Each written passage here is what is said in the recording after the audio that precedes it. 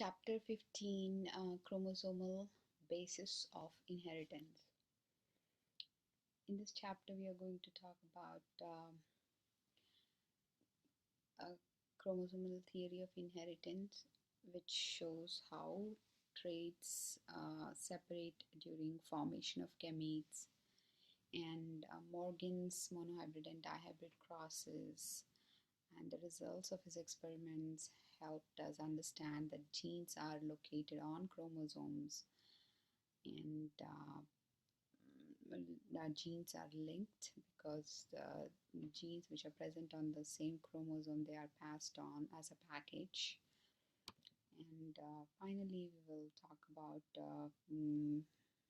larger mutations, not point mutations, but large-scale mutations, which are due to the changes in the chromosomes, more number of chromosomes, fewer number of chromosomes, or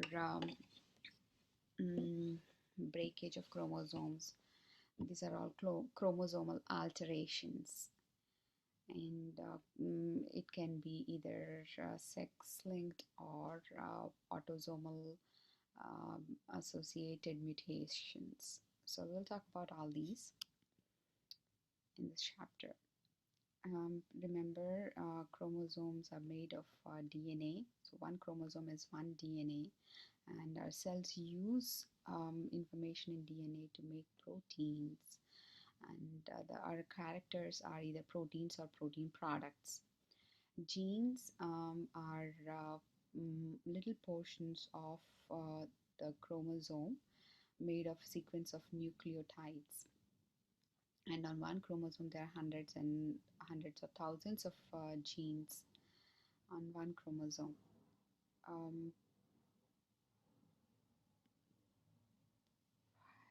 The genes are units of heredity. Genes are segments of DNA, and variations are due to how these chromosomes are passed on from one generation to another. In 1860, Mendel and Morgan in 1907 did a lot of research and gave us abundance of knowledge to understand the principles of heredity. But at that time, the word gene was not even there in dictionary. So in 1909, the word gene was coined by Wilhelm Johansen. Till then, they were called either hereditary factors or particles. So in 1902, chromosome theory of inheritance was put forth. For this, the two concepts were used. One was Mendelian genetics, and another was information from observation of different stages of meiosis. So let's see. As you can see in these two cells, they're considering the two characters, right? So you can see that a cell has 4 chromosomes, and 2 of them are short, 2 are long. Those which are short have a gene for color of garden peas, and long chromosomes have genes for the shape of the garden pea.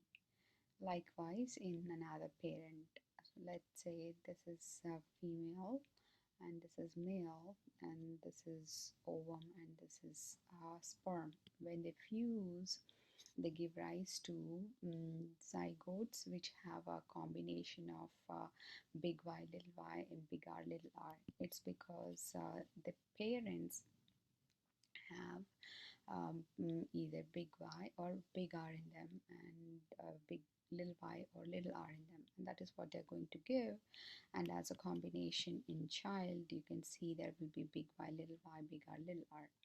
And when these organisms undergo meiosis, they are going to duplicate the DNA during S phase, and during the anaphase they separate from each other because homologous chromosomes separate from each other. So big R separates from a little r. Big R separates from a little r. Oops.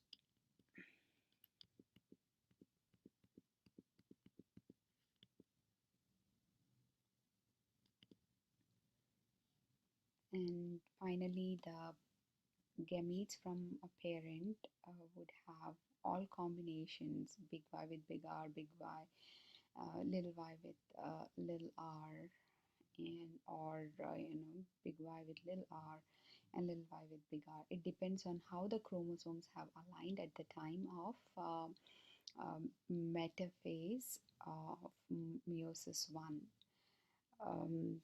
Finally, the uh, gametes are formed, and the way they fuse, it will result in formation of 9 to 3 to 3 to 1 ratio of um, the grandchildren and different phenotypes.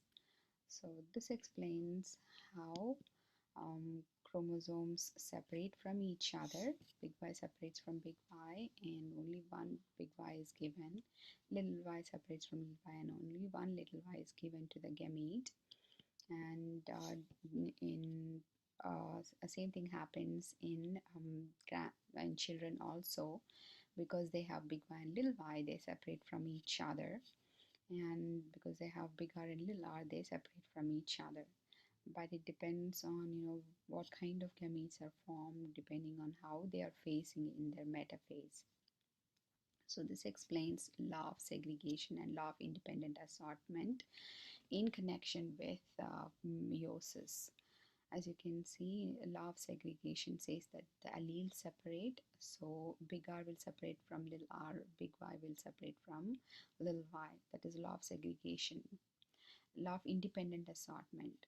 We do not know how the alleles will be combined. Big Y can go with R, big Y can go with big R, and little y can go with big R, or little y can go with little r. It all depends on how the chromosomes are aligned at the time of metaphase. But any of these combinations are possible. So we write all the possibilities. We do not know what would form, so we have to expect all the possibilities and write them down on the Punnett square for each parent. And that is how we'll get 9 to 3 to 3 to 1 ratio for F2 generation phenotypic ratio. Coming to Morgan's experiment, Morgan did not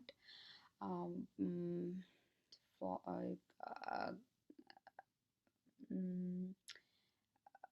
did not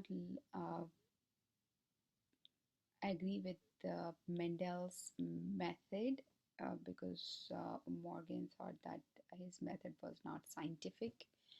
Mendel's method was not scientific, so he wanted to perform crosses using scientific method in proper way. So he chose Drosophila melanogaster, or fruit flies, for his experiment. How do we grow fruit flies? These are the fruit flies. How do we grow fruit flies in a lab? All we do is we provide food for fruit flies at the base of the test tube, and leave a male and a female fruit fly and stuff it with cotton on top for them to have some air. And they mate, and they are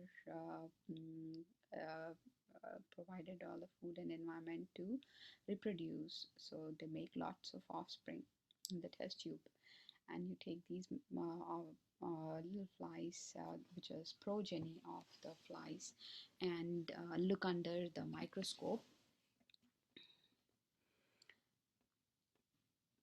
The characteristics of fruit flies, why they are chosen as a good model organism for studies of inheritance. They produce many offspring, and they quickly breed and reproduce, and they have total of 8 chromosomes. They have lots of characters with many traits in each character: wing shape, body color, body shape, eye color, and things like that.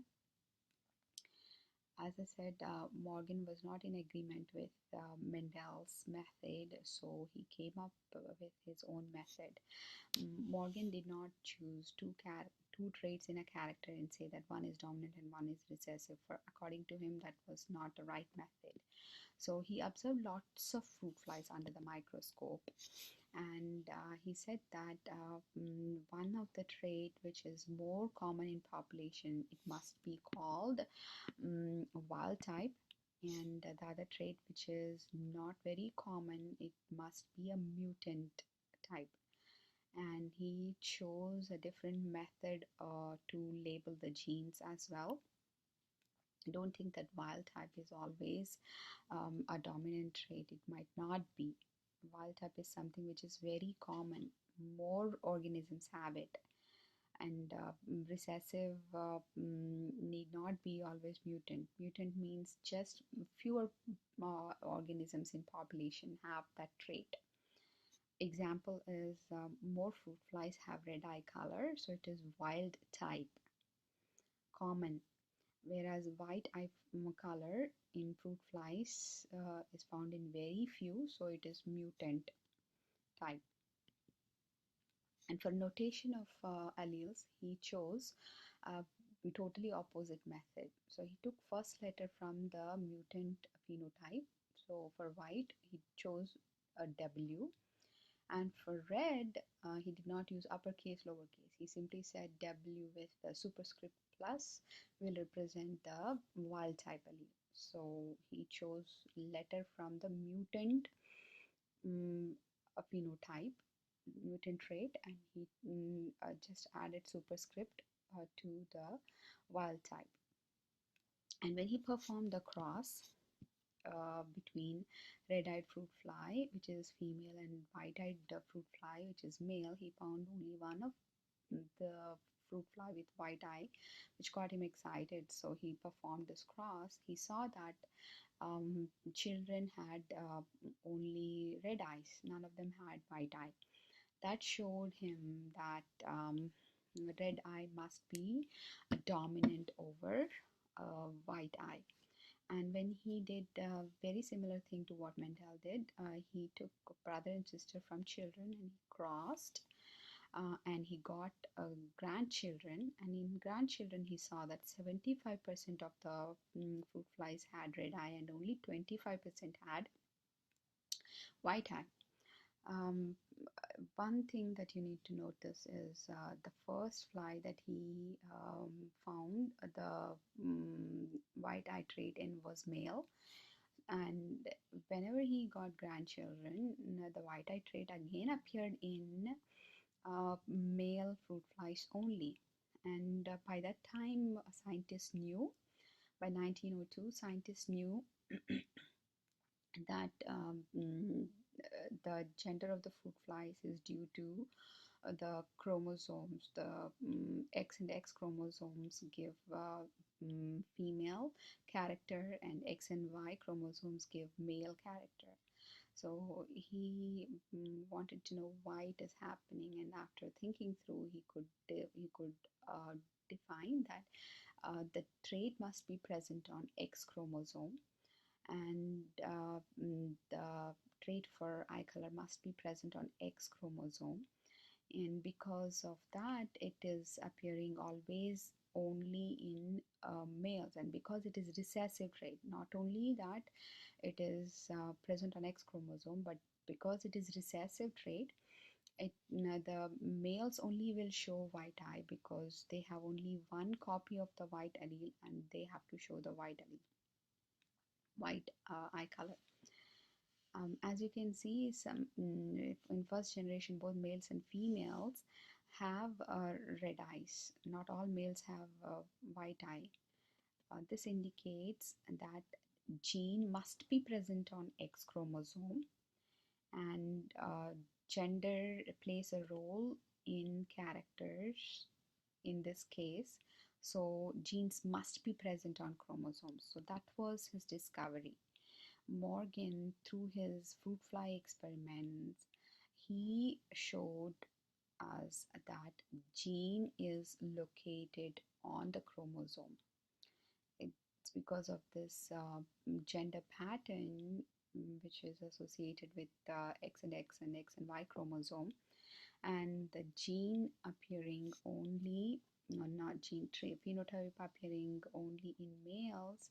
When those two things are put together, he could understand that genes must be present on chromosomes. So for the first time in 1902, Morgan proved to us that genes are located on chromosomes. Till then, we did not know that genes are located on chromosomes. Genes that are located on the same chromosome, they are naturally going to be passed on together. So all the genes that are present on the same chromosome are called linked genes. So there can be linked genes on X chromosome, there can be linked genes on Y chromosome, there are linked genes on the chromosome. All the genes which are present on the same chromosome, they are all called linked genes. They can be present on autosomes also. Autosomes are those chromosomes which give body characteristics. They are not associated with gender. So he performed a second cross, and this time he performed a cross with fruit flies which differ in two characters. So for his next cross, he considered two characters, that is body color and wing shape. He took a fruit fly with gray body color and long wings, and another fruit fly with black body color and short wings. They're not called short, but they're called vestigial. And he made sure that these fruit flies are true breeds by crossing them with flies which had similar phenotype, very same, not similar, same phenotype, and then he got the children. When he crossed these fruit flies, he got children, and children showed gray body color and long wings. And, this made it evident that gray body color is dominant over black body color, and long wings are dominant over vestigial wings. When he performed the test cross that we saw in chapter 14 lecture, if you don't remember, please visit the chapter 14 lecture, part 2. It is in the beginning. Test cross is when you take the F1 organism and cross it with the recessive phenotypes organism. He expected the ratio to be 1 to 1 to 1 to 1, or 1 to 1 and 0 to 0 of the new characters. So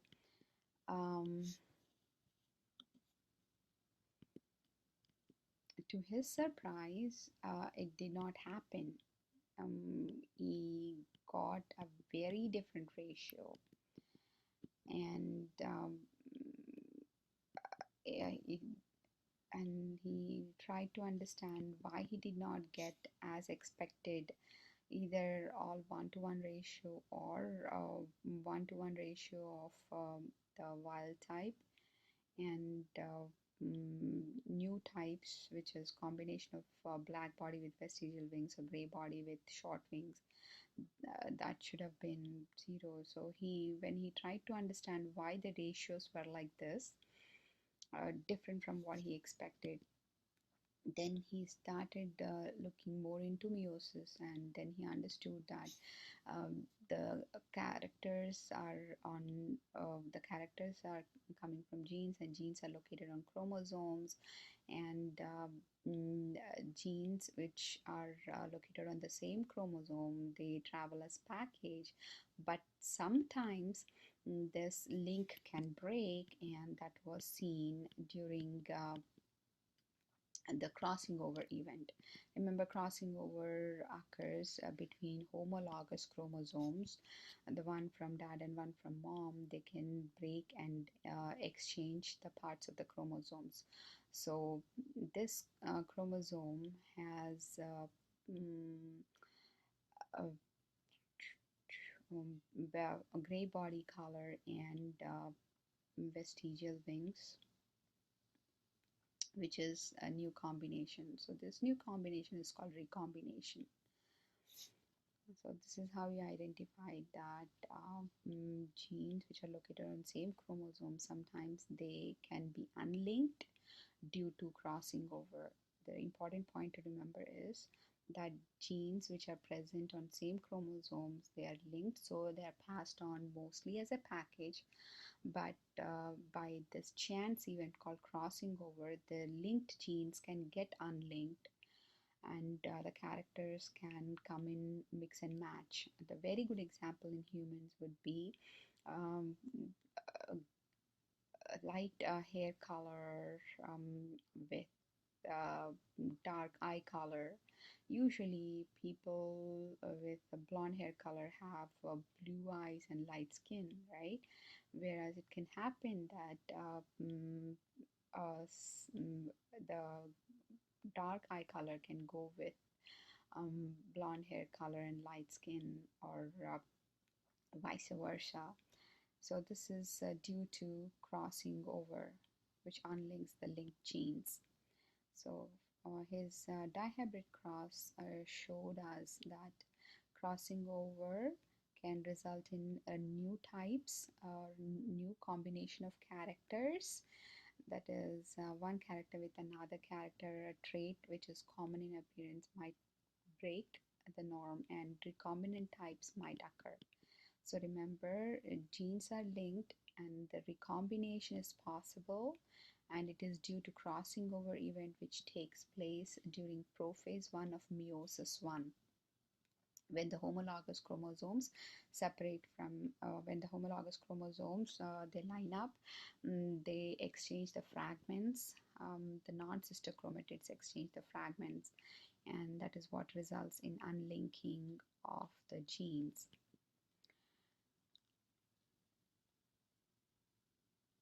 So these are called recombinant chromosomes, which bring alleles together. That is dark eye color with blonde hair gene, which is uncommon. And it all depends on how the fertilization occurs, which sperm or which ovum is donated or used for fertilization. That also plays a role.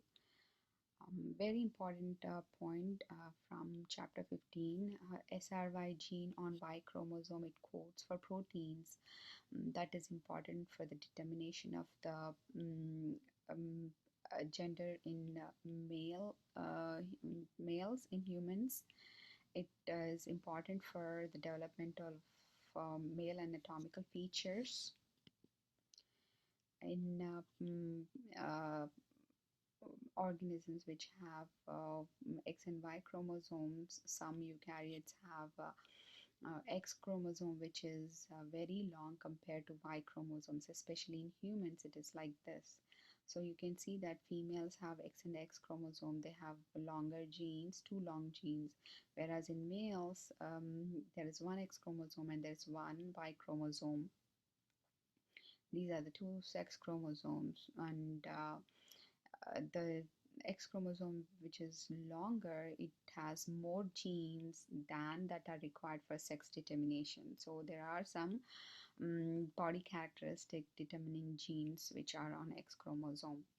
For example, ability to see colors are given to boys through the X chromosome by their mothers. So if you're a boy and you have good vision, you're able to differentiate between red, green, and blue, or do not have color blindness, then we have to thank mom. So, different ways to determine sex in different organisms. In humans, it is called XY system because females have XX. as sex chromosomes on top of those 22 pairs of autosomes. And in males, in humans, there are 22 pairs of autosomes. In addition to that, they have XY chromosomes for sex chromosomes. So remember, every cell in human body has 46 chromosomes, including the skin cells. So skin cell in females have 2X chromosomes. Yes, in skin cells in males have 1X and one Y chromosome on top of 44 autosomes. Doesn't matter what cell in our body, every cell has 46 chromosomes. Every cell has autosomes and sex chromosomes. In grasshoppers, the gender determination system is called X0 system. That means females in grasshoppers have total of 24 chromosomes. 22 are autosomes, and that means 11 pairs, and one pair of XX chromosome. Whereas in males, there are 22 autosomes, that is 11 pairs of autosomes, and only one X chromosome. So, and if there is no extra X chromosome, they have only total of 23 chromosomes. That means they are males. They developed and become males. In chicken or rooster, it is called a ZW system. What is ZW system? It is exactly opposite of XY system. ZW system has a ZW, that means the two sex chromosomes are different from each other on top of total of 76 autosomes. Then it is a female, whereas male, that is roosters, have 76 autosomes and two homologous sex chromosomes, that is those are Z and Z. In honeybees, it is called haploid diploid system. What is haploid diploid system? When ovum is fertilized by sperm, then it would have two sets of chromosomes, that is 32, total of 16 pairs of chromosomes. So then it will become or develop into female honeybee, whereas a ovum which was never fertilized by a sperm, it will have only 16 chromosomes. Then it is a haploid cell, that means only one set of chromosomes which came from ovum. Then this ovum will develop into a honeybee, and it will be a male. So this is called haploid diploid system. In short, male honeybees do not form after fertilization. They form before fertilization itself. They develop into, the ovum will develop into a male, an organism. So remember, there are genes on all these chromosomes which help the cell to determine what gender it is, and those genes are present on sex chromosomes, so they are called sex-linked genes. And genes that are present on same chromosomes are called linked genes. So genes are of two categories, autosomal genes and sex-linked genes. What are autosomal genes? Genes which are numbered. In humans, there are 22 pairs of autosomal chromosomes. They give body characteristics like blood group, nose shape, height. They have nothing to do with gender. And those genes are present on autosomes, and they are numbered. And these genes which are present on all these numbered chromosomes, which are autosomes, they are all called autosomal genes. Genes which are present on X chromosome or Y chromosome, they are called sex-linked genes. There are some characteristics which are determined by these genes, and if there are any mutations, then they reflect in different way. They usually affect differently. If the autosomal gene mutations or autosomal characters, they affect both male and female in the same way, whereas sex-linked genes, they affect male and females differently. We'll see how it does. So I took this from genetics.edu website fact sheet. Um, this is talking about autosomal dominant inheritance. What is autosomal dominant inheritance? The gene which is present on an autosome and it is caused by a dominant gene, then how does it reflect? So you can see here, female has little d, it is on the autosome and she doesn't have a big D. And male has big D and little d.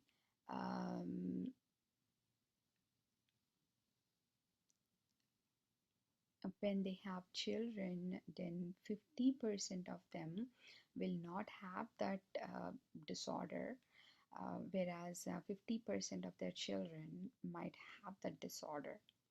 That is what this is showing, and it does not affect males and females differently. It is just 50% chance. So whenever a couple has a baby and one of the one person in the couple has that dominant autosomal dominant gene, then it will definitely be passed on, but there's only 50% chance. If both parents have the dominant allele in them, then how much is the chance that their child would have that um, uh, that disorder or disease? It is only 75%, as you can see here, because little d big D will separate and little d big D will separate, and when you combine them, remember 3:1 ratio, so 3:1 would have big D in them, and only 25% wouldn't have that big D in them, so they will not be affected by that kind of disease or disorder. What are the different diseases which can be caused by autosomal dominant gene mutation? Some of the examples, and these are the diseases which can be asked in your competitive exams, so make a note. It can be achondroplasia, Huntington disease, or hypercholesterolemia, and ovarian bowel cancer, and neurofibromatosis type 1. These are all the diseases which are caused by autosomal dominant gene mutation. So remember, if one parent has it and that parent is heterozygous for that trait and it is dominant, so 50% is the chance, whereas both parents have it and they are both heterozygous, then only it will be 25% chance that their children might their child might not have it. So it applies to every pregnancy. Every time they have a child, this ratio will be applied. Coming to sex-linked genes. Sex-linked genes are present on sex chromosomes. If they are present on X chromosome, they are called X-linked genes. If they are present on Y chromosome, they are called Y-linked genes. Fathers pass on X-linked alleles to all of their daughters, but none to their, can you guess? Remember, fathers give only Y to their sons, right? So fathers do not give X to their sons. Mothers have only X, so mothers give X to both sons and daughters. Daughters get one X from mother and one X from father. Remember these facts, these are going to be helpful. Previously you learned about homozygous, heterozygous, but there's a new word now called hemizygous. What is hemizygous? Remember, in males there is one X and one Y chromosome, so they are neither homozygous nor heterozygous for genes. They are not homologous when compared to the chromosomes. They're non-homologous chromosomes, But when it comes to genes, the genes on X and Y chromosomes, they are called hemizygous. That means they're not same, so it cannot be called homozygous. They're not even there. If there is a gene for vision on X chromosome, it is not there. The corresponding allele is not there on Y chromosome. So there's only one copy of the allele. So it is called hemizygous. Example is color blindness. Question is, why X-linked recessive disorders are much more common in males than in females? Let's see. So here you can see in this crosses, big N stands for normal vision, little n stands for color blindness. And remember, color blindness is a recessive disorder. That means the person should not have a big N in them for that person to be colorblind. So yes, females can also be colorblind because they're missing a big N, normal vision allele, which is a dominant allele, which will work only even when the allele is in only one copy. That means only one copy is present, right? So here, the first case, male has no color blindness whatsoever, not even, I'm sorry, female has no color blindness, and she's completely normal. She is not even a carrier, whereas father is colorblind. Look at this. Neither boys nor girls, none of them are affected. They do not have color blindness. Though girls are carriers, their next generation might have it, depending on who they marry. So this is X-linked characteristic. How do we do these crosses? Very simple. Remember, homologous chromosomes separate from each other, right? So X big N, which is N is a gene which is present on X chromosome, so they together travel, right? You have to separate this from this. So this is male, always sperms are put on top of the Punnett square. So X little n separates from Y, X big N and X big N separate from each other, and you have to combine them and write. So this is female, no color blindness, not, that means normal vision. This is male, normal vision, female, normal vision, male, normal vision. To be more specific, females are both carriers. They're not affected by color blindness because they have at least one big N in them. Look at this. Parents do not have them. Mother is a carrier. She's herself not facing the disorder or not suffering from color blindness. But when they have children, there is a chance that if they are gonna have a boy and they find out that the child is boy, then they have to worry 50%, that there's 50% chance that they would have. And if they find out that it's going to be a girl, then they don't have to worry at all, because girls from this kind of allele combination wouldn't have the disorder. If mother is carrier and father is colorblind, then yes, there's a 50% chance that a daughter can be colorblind. There's a 50% chance that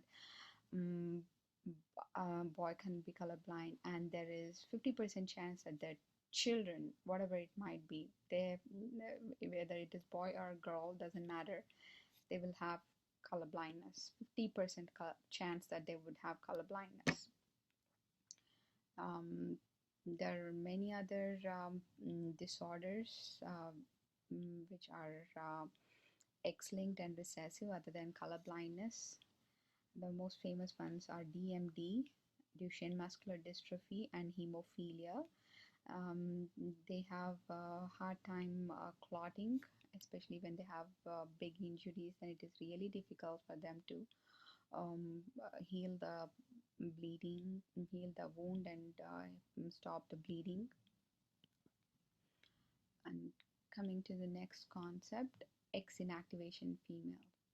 So in humans, we have two X chromosomes and we have normal vision allele on both X chromosomes. That means, are we making a lot of protein to look at the colors, and are we able to differentiate colors better than males?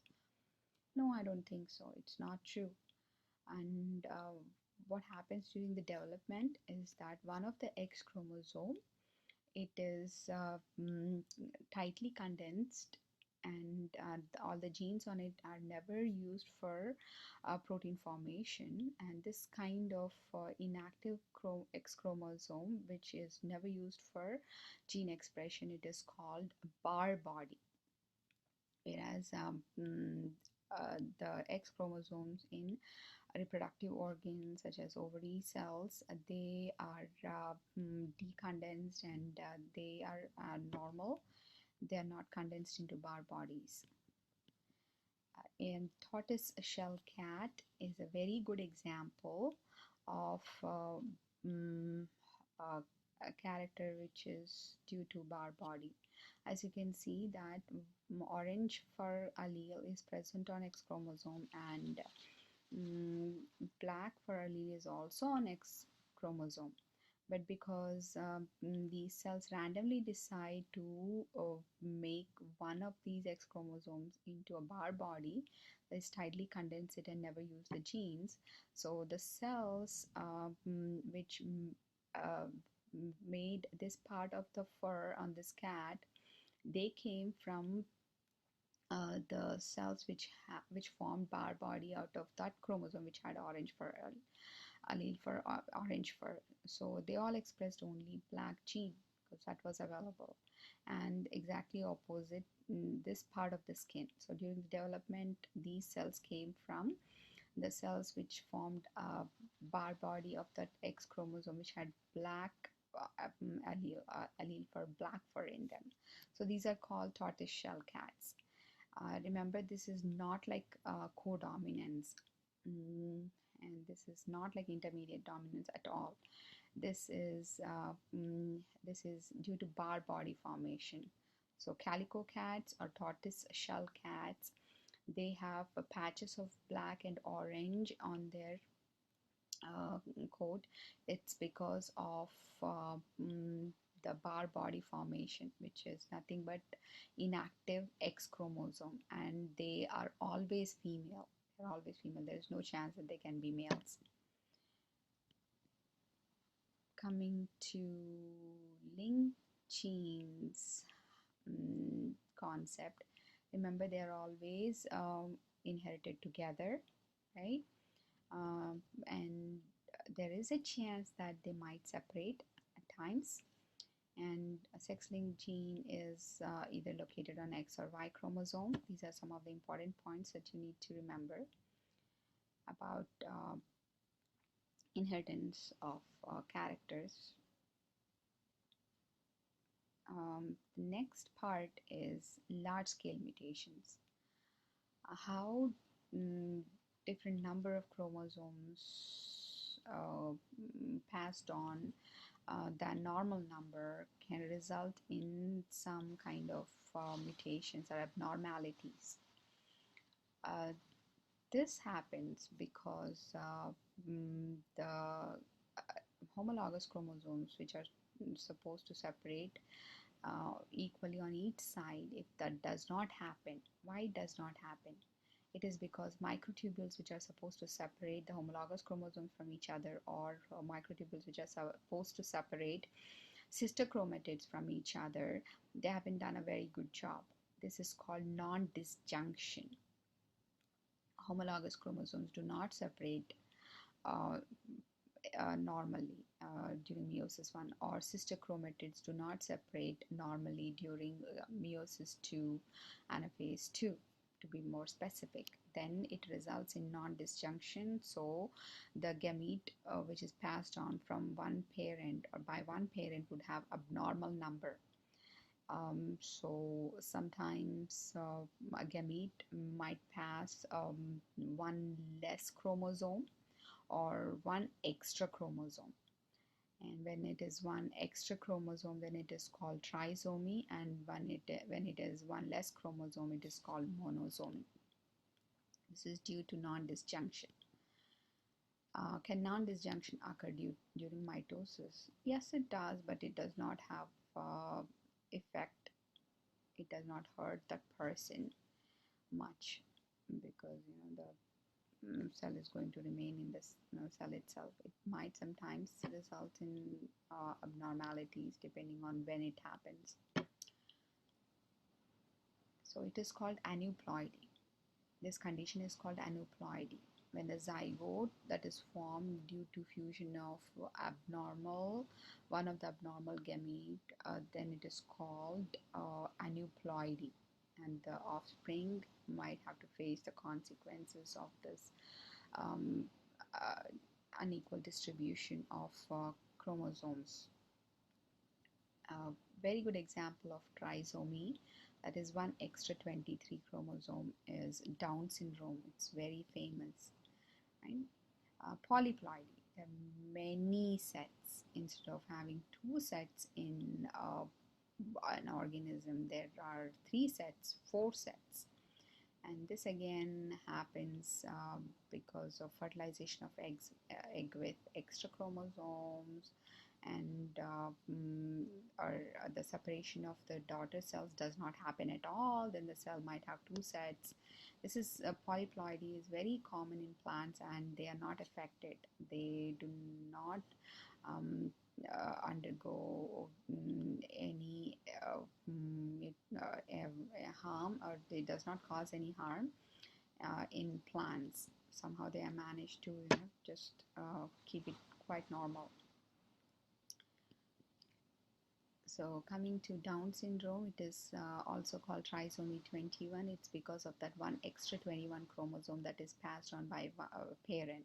So each parent is supposed to give only one, not 23, I'm so sorry, trisomy 21. Each parent is supposed to give only one of each chromosome. If at all a parent gives 221 chromosomes and another parent give 121 chromosome, so the child would have 321 chromosomes instead of having 121 chromosome and another 21 chromosome from each of the parent. So only one pair of 21 would have been normal, but because one of the gametes carried an extra 21 chromosome, the offspring would have one extra 21 instead of one pair, and this is called trisomy 21. This is easily detected by prenatal screening through chorionic villus sampling or amniocentesis.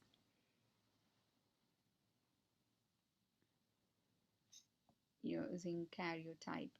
So you can see here there should have been total of only 46 chromosomes, but the karyotyping has shown that the cells of fetus have 47 chromosomes. It's because of that one extra 21, and this results in Down syndrome.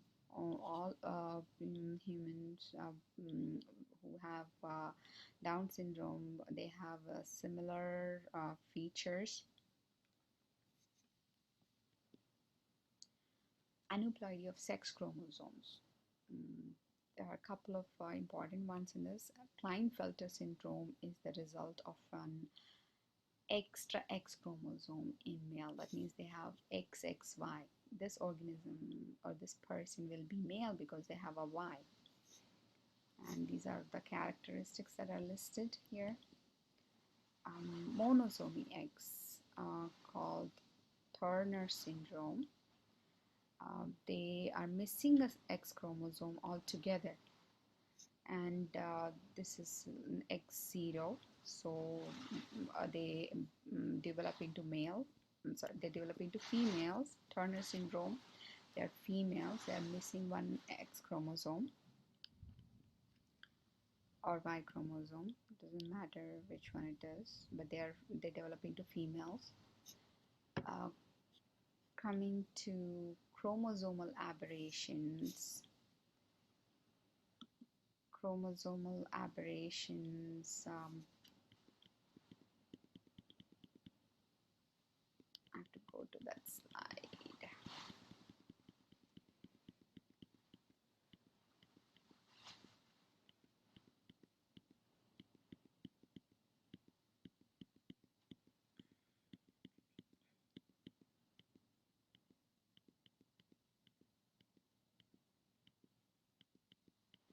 chromosomal aberrations are of 4 types. They are deletion, duplication, inversion, and translocation. Um, a little part of the chromosome gets cut off and is lost, then it is called deletion, mutation. Remember, this is not a gene, it is a little chunk of the chromosome completely gone missing.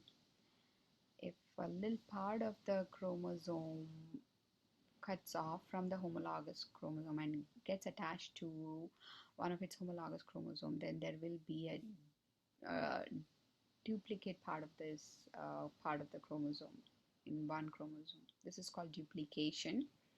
Inversion is when a little part of the chromosome is cut and it is oriented reverse direction, in a reverse direction, and it gets attached to the chromosome.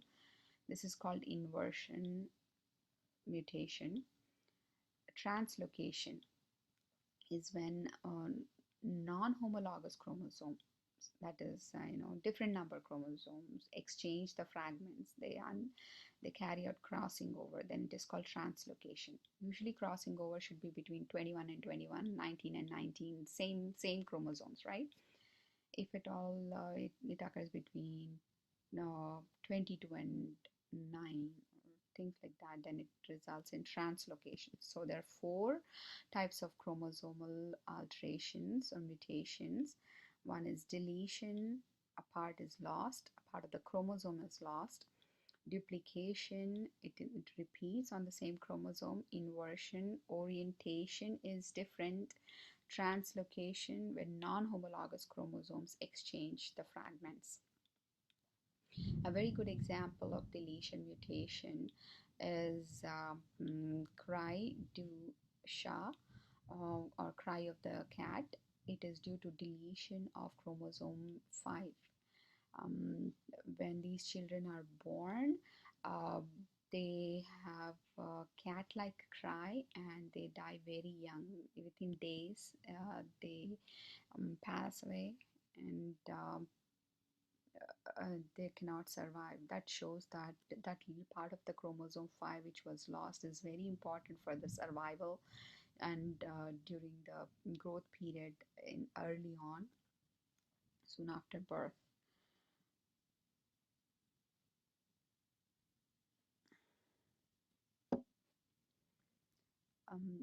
There's one piece of advice or suggestion that I would like to give.